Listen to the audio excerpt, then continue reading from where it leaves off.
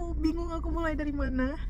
Masya Allah, itu tuh kalau pengen diulang aku tuh nggak puas tahu. Satu kali sholat di Masjidil Haram sama dengan 100.000 kali bikin manipulatif, paspornya hilang. Itu tuh sampai paramedik dari bawah naik ke atas pesawat. Aku ngeliat kayak ya Allah, ya Allah. Halo, assalamualaikum warahmatullahi wabarakatuh. Selamat datang di Salkaura Official Channel. Oke, jadi hari ini pasti kaget ya. Tiba-tiba gue ada upload video setelah hampir 1 tahun gak upload video. Jadi ceritanya hari ini itu, wait a minute, hari ini tuh tanggal 24 Desember, kelihatan nggak? Nah, jadi ceritanya hari ini tanggal 24 Desember tahun 2025. Nah, aku mau nyapa teman-teman dulu deh. Apa kabar semuanya? Semoga sehat selalu, semoga selalu dalam keberkahan, semoga dijauhkan dari segala mara bahaya, semoga tidak terdampak dari bencana yang lagi terjadi di Indonesia dan di seluruh dunia, karena nggak cuma di Indonesia aja sih, di hampir semua negara. Nah, jadi ceritanya hari ini kita mau video ngapain? Aku udah lama nggak sharing sama teman-teman semua. Aku bingung aku mulai dari mana. Gimana ya cara bilangnya. Jadi video ini adalah video Q&A. Di video kali ini aku akan menjawab beberapa pertanyaan dari teman-teman yang bertanya kemarin ketika aku berangkat umroh. Jadi ceritanya beberapa 2 minggu yang lalu aku tuh baru balik dari umroh, alhamdulillah. Jadi mulai dari November sampai Desember kemarin selama 13 hari alhamdulillah aku melaksanakan umroh. Jadi sebenarnya awalnya aku merencanakan umroh itu 3 Desember 2025. Jadi dulu pertama kali aku umroh itu di 3 Desember 2015. Lalu aku pengen ngulang 1 dekade. Udah dari awal tahun aku udah sisihin semua dana. Aku pengen ngulang 1 dekade 10 tahunan. Jadi aku pengen umroh lagi pertama kali 3 Desember 2015. Yang sekarang aku rencananya 3 Desember 2025. Tapi qadarullah ternyata entah bagaimana Allah majukan jadi 20 November. Itu ada kisahnya. Setelah berminggu-minggu baru aku paham gara-gara teman aku ngechat kenapa tiba-tiba aku bersyukur Allah majuin gitu. Nanti di video selanjutnya aja ya. Video kali ini khusus untuk Q&A. Gugup udah lama gak depan kamera, minta maaf ya sebelumnya. Ya, jadi aku bingung, aku malu udah lama gak depan kamera, maaf ya. Jadi hari ini kita Q&A dulu. Yang pertama, banyak banget yang nanyain teman-teman semua, kemarin pergi umrohnya itu sama siapa sih? Silakan ambil cemilan ya. Jadi ceritanya aku cuman kayak numpang curhat gitu aja. Dan ini bukan di endorse, karena aku ngantuk jadi aku beli kopi. Nah, jadi ceritanya kopi pinggir jalan sih. Jadi ceritanya karena banyak yang nanya, bener-bener literally banyak. Jadi banyak yang nanya kemarin pergi umrohnya sama siapa sih gitu ya. Jadi kemarin itu aku pergi umrohnya sendirian. Dulu pertama kali umroh itu kan Desember 2015.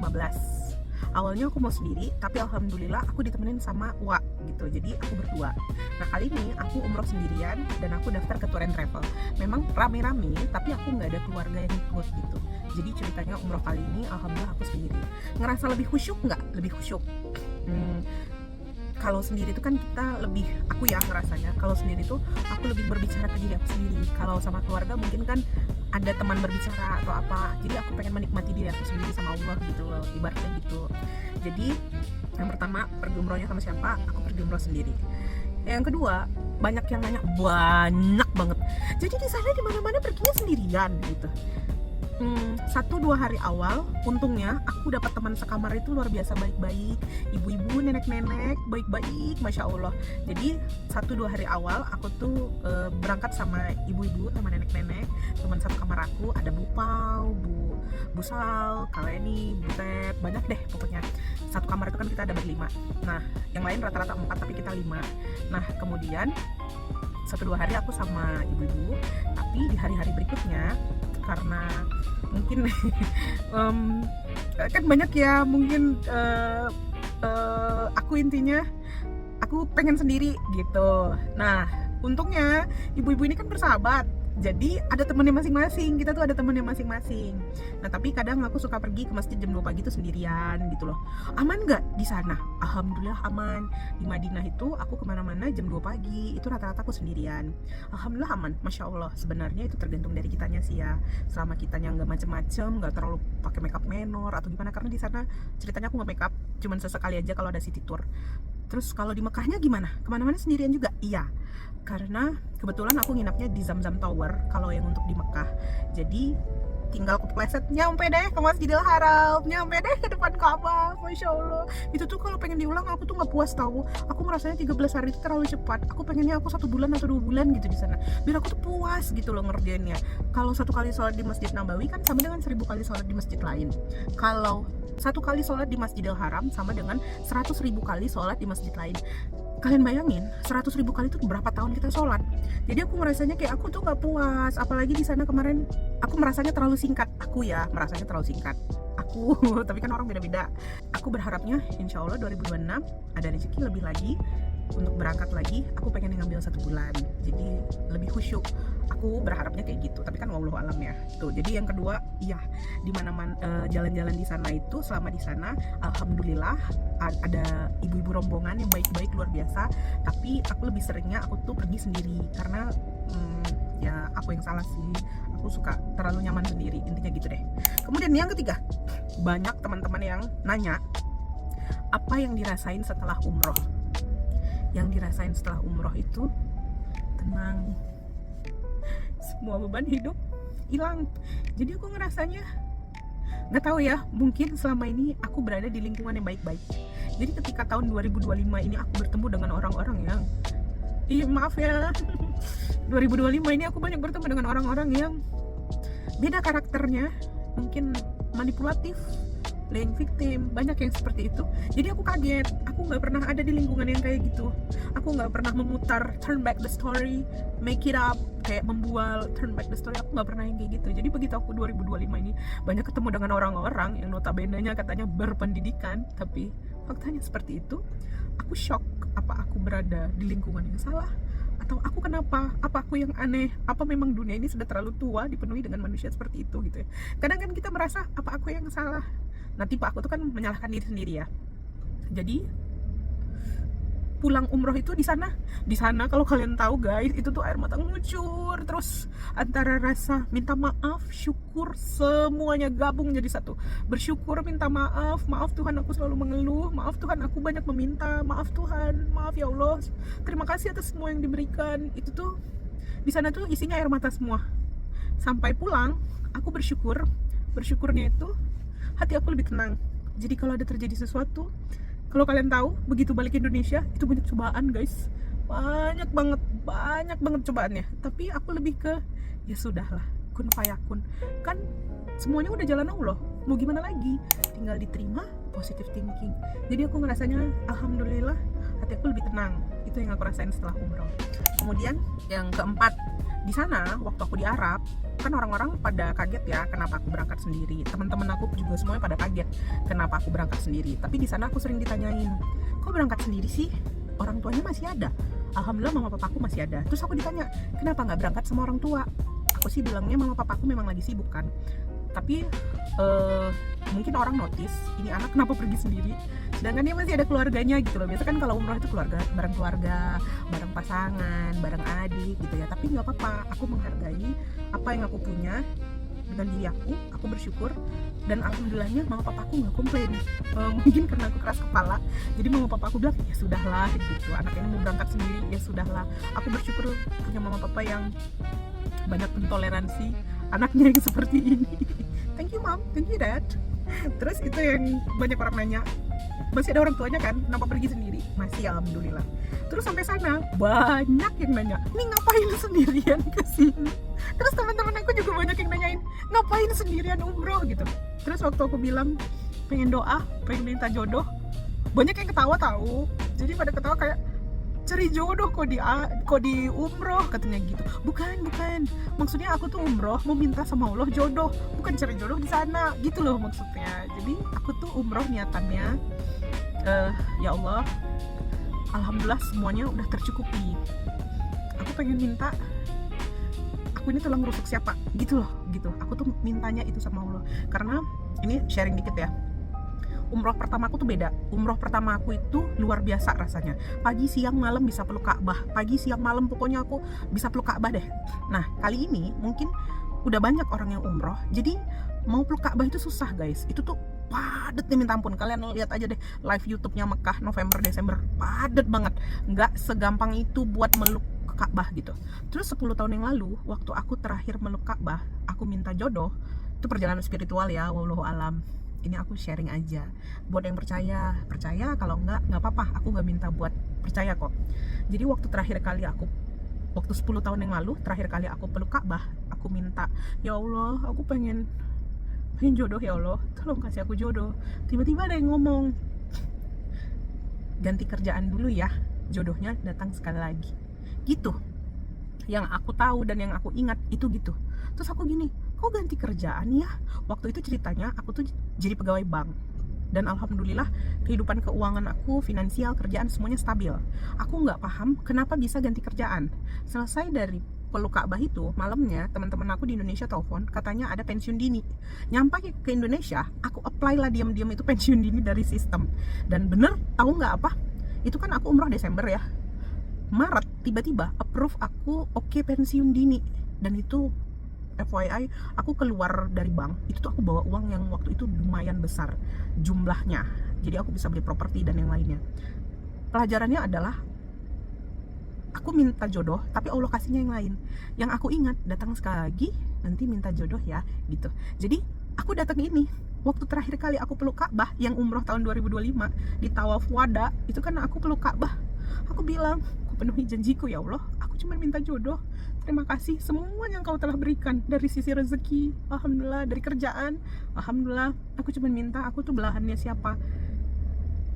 Aku sih berharapnya Allah kasih aku petunjuk, kasih aku jodoh, supaya tahun depan bisa berangkat. Ceritanya kan gitu. Itu kan harapan manusia ya, tapi kita nggak tahu faktanya gimana. Yang penting positive thinking sama Allah, positive thinking. Oke, jadi kalau yang dari kemarin bilang, ngapain berangkat umroh sendirian? Aku bilang aku mau ngedoain jodoh, aku mau minta jodoh sama Allah. Maksudnya aku minta jodohnya sama Allah ya, bukan aku kesana buat cari jodoh, bukan gitu maksudnya. Karena kan mungkin banyak yang kalau baru pertama kali kesana itu guys, kalian bakalan ngeliat semua manusia itu kok rasanya kayak ganteng-ganteng, cantik-cantik, kayak masya Allah ini orang-orang beneran nih, ini manusia semua nih yang bentukannya begini bagus-bagus gitu. Kita tuh kayak terpesona gitu loh, kayak wah gitu kalau yang baru pertama kali ya. Tapi kalau udah yang sering-sering kan udah, oh manusia itu beragam gitu. Terus ada lagi yang nanya, ini yang pertanyaan paling banyak ditanyain, apa sih yang kamu rasain bedanya umroh yang dulu dengan umroh yang sekarang? Jadi kalau umroh tahun 2015 itu, Desember 2015, aku ngerasanya umrohnya itu lebih syahdu. Lebih syahdunya itu karena mungkin karena rombongan waktu itu banyaknya nenek-nenek. Jadi aku ngerasanya beneran kayak ibadah, beneran syahdu deh, syahdu banget. Itu tuh nggak ada keributan, nggak ada kata-kata kasar, nggak ada yang menarik perhatian, nggak ada yang ketawa-ketiwi, nggak ada. Itu 2015. Tapi di 2025 ini nggak di hotel, nggak di jalanan, nggak di mana-mana. Mungkin karena sudah terpapar gadget kali ya. Jadi aku merasanya umroh Desember 2025 ini kurang syahdu. Kenapa aku merasanya kurang syahdu? Nanti di Madinah itu ada tuh yang begitu. Ya orang Indonesia, mohon maaf ya. Indonesia itu kadang suka disorot guys, dan itu stigmanya negatif. Ini minta maaf banget. Nanti kita lagi jalan mau ke Masjid Nabawi gitu kan, itu kan harusnya kan menikmati ya. Menikmati itu ya udah cukup dinikmati. Ini enggak, ada yang lari-lari, itulah buat konten di Merpati. Sebenarnya nggak apa-apa, tapi tidak usah menjadi spot to the point. Ngerti nggak sih maksudnya? Nggak usah menarik perhatian orang lain gitu loh. Terus ada nanti, ini minta maaf banget ya, yang makeupnya terlalu wow gitu. Sementara itu kan di negara orang, kan kita niatnya ibadah gitu. Terus ada nanti yang kata-katanya agak kasar, ada yang ketawa cekik perempuan gitu. Sementara itu kan kotanya Nabi. Terus di Mekah juga gitu, itu tuh kotanya Nabi juga, kota suci lah. Maunya kita sebagai pendatang itu lebih menghargai. Jadi aku merasanya mungkin by the time ya, udah memang zamannya sekarang, syahdunya itu berkurang. Dan di sana aku banyak melihat karakter manusia yang aku lihat di bumi ini. Bumi ini kan contohnya orang-orang yang aku temui sekarang di dunia ini, itu kan populasi ya. Di sana itu Mekah, Madinah, itu kan orang-orang segelintir saja. Jadi aku nganggapnya semua orang yang ada di dunia ini populasi, itu tuh sampel gitu loh. Jadi ditarik beberapa sampel, diletakkan di situ. Dan aku faktanya juga melihat memang bumi ini sudah terlalu tua, karena banyak orang yang kesana itu kalau dulu untuk berdoa, sekarang mungkin ada yang untuk wisata kuliner lah, untuk jalan-jalan, untuk belanja, pengen cuman sekedar cari tahu. Dan kalau dulu alhamdulillah semuanya aman, yang sekarang aku ngelihat banyak cobaan. Bukan aku ya, tapi aku melihat orang-orang itu banyak cobaan. Maksudnya gini, ada yang karena mulutnya, lisannya tidak dijaga sembarangan, sampai kita mau berangkat pulang di bandara nih, paspornya hilang guys, paspornya hilang. Mulutnya sembarangan. Kalau aku bilangnya istighfar, kita nggak tahu kita buat salah apa, nyakitin hati orang lain atau enggak. Istighfar, minta maaf sama Allah. Paspornya hilang. Jadi orangnya gimana? Ketinggalan di situ. Dapatnya setelah pesawat kami berangkat. Nah, itu kan kayak apa ya bahasanya? Aku tuh nggak bisa ngomong gitu, kayak oh itu tuh nyata ya gitu. Terus ada lagi yang di pesawat kejang-kejang, itu tuh sampai paramedik dari bawah naik ke atas pesawat, delay pesawatnya 3 jam gara-gara ada yang kejang-kejang nggak bisa ngapa-ngapain gitu deh. Jadi aku ngeliat kayak ya Allah dunia ini banyak cobaan gitu. Belum lagi ternyata nyampe di Indonesia lagi yang kena banjir, kena ya begitulah gitu. Jadi dari situ aku merasa oke, bumi memang udah tua, tugas kita hanya perlu menjaga dan memakluminya. Jadi sekarang kalau aku melihat orang-orang, aku nggak akan berusaha untuk kayak nasehatin boleh, tapi sekedarnya. Kalau dia nggak mau terima, dulu kan aku maksa, kamu tuh pokoknya harus jadi baik, kamu tuh harus gini. Kalau sekarang aku nggak, aku lebih ke kun fayakun. Yang penting kita udah ngasih tahu kalau memang tidak mau berubah, tidak mau berperilaku dengan baik, ya sudah. Semuanya itu kun fayakun, ada sebab ada akibat. Siapa tahu Allah mau ngasih sesuatu, hidayah atau apa, kan kita nggak tahu ya. Jadi ya sudah, lebih ke kun fayakun. Mungkin itu aja buat Q&A hari ini. Sebenarnya ada yang banyak, tapi aku inti-intinya aja ya, karena yang sering ditanyain orang.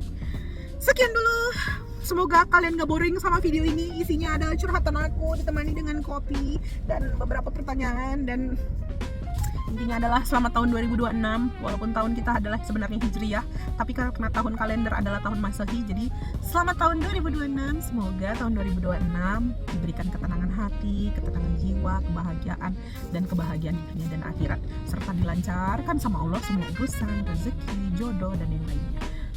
Tetap semangat, positive thinking, and see you guys. Assalamualaikum warahmatullahi wabarakatuh. Bye good people.